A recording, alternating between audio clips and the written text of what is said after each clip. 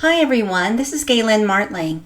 Today I'm here with Unity Stamp Company and I have a beautiful floral slimline card. It's actually a mini slimline card. I'm using watercolor with pearlescent sheen to it. It's pearlescent watercolors and it's sort of like a metallic look, and it's going to be really pretty on these flowers. Now, sometimes with pearlescent or metallic watercolor, it looks more vibrant on black cardstock or black watercolor paper.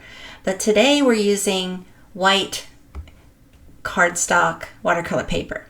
And so I wanted to show the difference between one I did in the past on black cardstock versus using these pearlescent colors on white. It shows up nicely and more soft on white cardstock. If you want a more vibrant look, you can use a darker color cardstock or a thick regular color cardstock for the watercolor.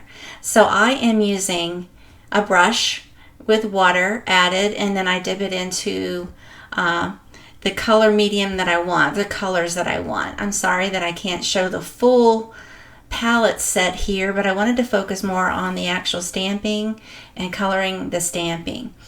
But these are Finetech Pearlescent colors watercolor set of 24, but they do come in smaller sets if you'd like, but this is really nice. I like it. I had some gold only colors and I wanted to add to them because I think this is a fun technique to use more for watercolor. So now I have flowers, and the first flower I colored in more of a rose, and I outlined it in pink. And the second one here is going to be I started with very dark purple color, and then I just added water to move that color out a little bit. You'll notice these do not blend as easily as regular watercolors do. They tend to just want to clump together there and have that dark shade throughout, but you can remove some of the color. And so if you blot your wet brush onto a paper towel and then move that color over the watercolor, that brush over the watercolor, it will remove some of the color while the watercolor is still wet. So you can play around with it and try to add shading or highlights. And then if you don't like it, you can always go over it with another color or more of the same color to brighten it.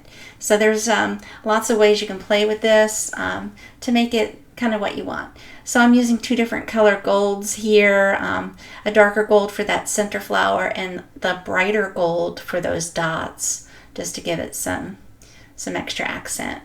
You can add water also. Here I am adding a damp brush to remove some of that purple around the edges. I wanted some sort of a highlight.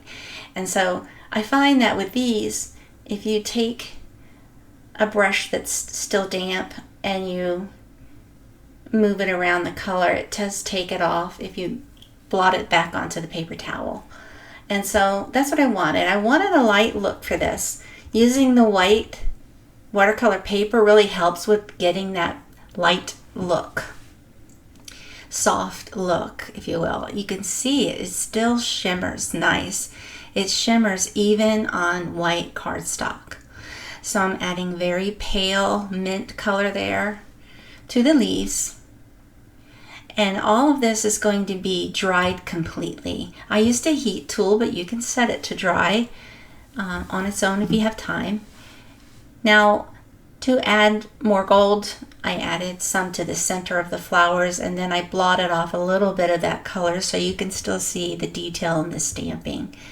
And it still shimmers. When it's dry, it does shimmer nicely as well. This is what it looks like on black. It's a totally different look if you use different colors on black versus white. But I wanted a soft card, so this turned out just the way I needed it to. Now I just added a little bit of white detail with a pen on the centers of the flowers. Then I die cut them with My Favorite Things dies and layered it all up onto the mini slimline card base that I prepared. And there you go. It's really fun to do. Thanks so much for watching, and please take a moment to subscribe to my YouTube, and have a great day.